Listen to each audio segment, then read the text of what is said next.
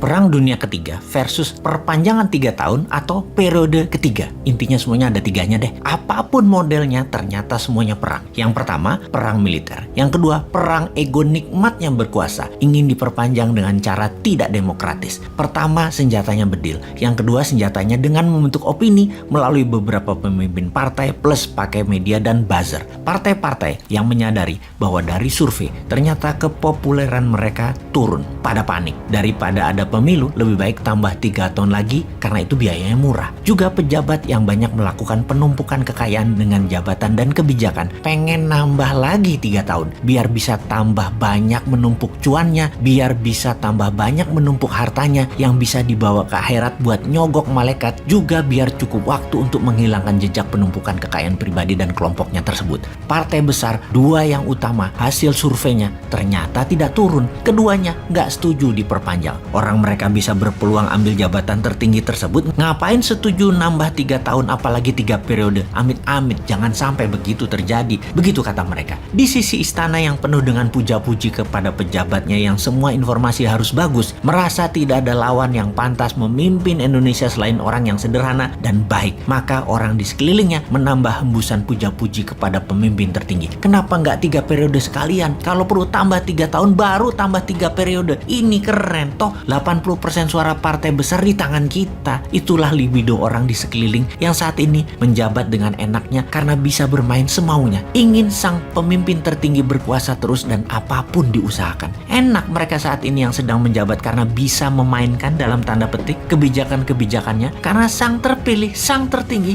tidak terlalu detail memahami konteks proyek-proyek dan permainan anggaran anak buahnya. Tapi eits, ntar dulu. 2 partai terbesar teratas suaranya yang kalau di total suaranya mencapai kurang lebih 33%. Nggak mau lah. Jadi suara perpanjangan jabatan 3 periode tidak akan memenuhi quorum, tidak akan sampai 2/3. Maka rencana perpanjangan 3 tahun atau tambahan 3 periode kemungkinan tidak terjadi. Tidak terjadi. Sulit dan tidak mungkin. Walau libido penguasa saat ini pada mau, tapi mimpi tambahan 3 tahun itu hanya mimpi basah anak remaja. Jadi bagaimana solusinya? Mungkin lebih baik konsolidasi. Bagaimana nanti di tahun 2024 calon yang jadi dalam tanda petik sekali lagi adalah orang dari kelompok besar yang 80% ini yang mereka saat ini sedang otak-atik gatuk dan berbagi-bagi di antara mereka untuk 5 tahun ke depan sampai 2029. Prabowo Puan, Ganjar Sandi, Anies RK, Ridwan Kamil, semua satu perahu sekarang. Saya ulangi lagi, semua satu perahu besar mereka saat ini. Percaya deh, wong bodoh ngaku pinter ini walaupun dewa mabok jurusnya. Kalau yang ngeh akan benang merah tarikan analisanya, pasti pada setuju maksudnya Bosman ini.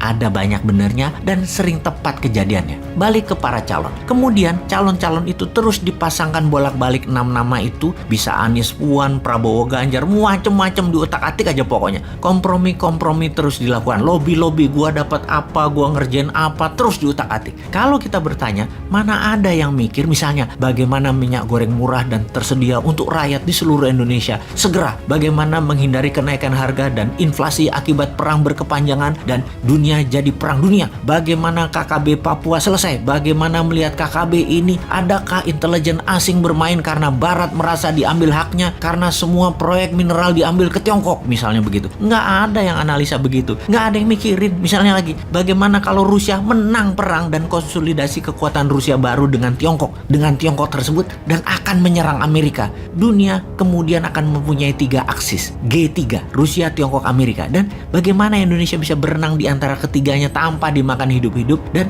menjadi pemersatu ketiganya dan menjadi negara lebih besar dari ketiganya. Nggak ada yang mikir gituan, nyampe juga kagak. Mana ada yang mikir sekali lagi. Dan siapa yang mikir seperti itu? Ya hanya Newman yang mikirin langkah-langkah tersebut walau terlihat halu, namun arahnya jelas. Kembali ke politik 2024. Apa yang terjadi kalau hanya ada satu pasang calon presiden dan wakil presiden karena sudah terjadi kompromi dan konsolidasi sehingga calon seberang siapapun mereka gak akan dapat perahu. Lawannya kertas kosong. Yang terjadi adalah Indonesia tidak akan berubah. Tetap akan gini-gini aja. Pemerintahnya akan semakin represif menekan, makin otoriter dan makin tidak tumbuh ekonominya karena terlalu sentralisasi dan kelompokisasi. Gila, susah banget ngomongnya. Rakyat tetap bebas memilih namun propaganda pembenarannya masif diarahkan ke kelompok besar. Fakta yang lain yang kecil-kecil dihilangkan. Ujungnya tidak akan ada peluang kemajuan yang akan terjadi.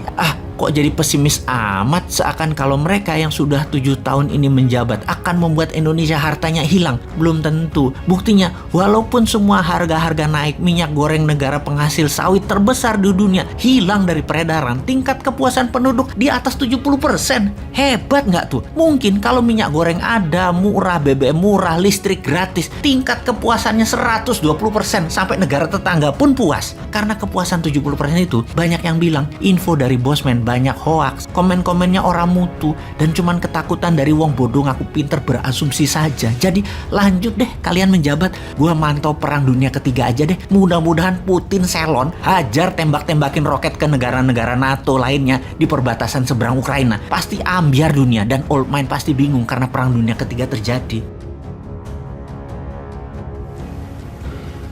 Ada yang ngomong presiden dipilih 3 periode, itu ada 3 menurut saya. 1, ingin menampar muka saya, ya.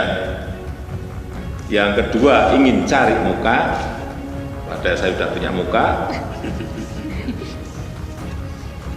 Yang ketiga, ingin menjerumuskan. Hurrah!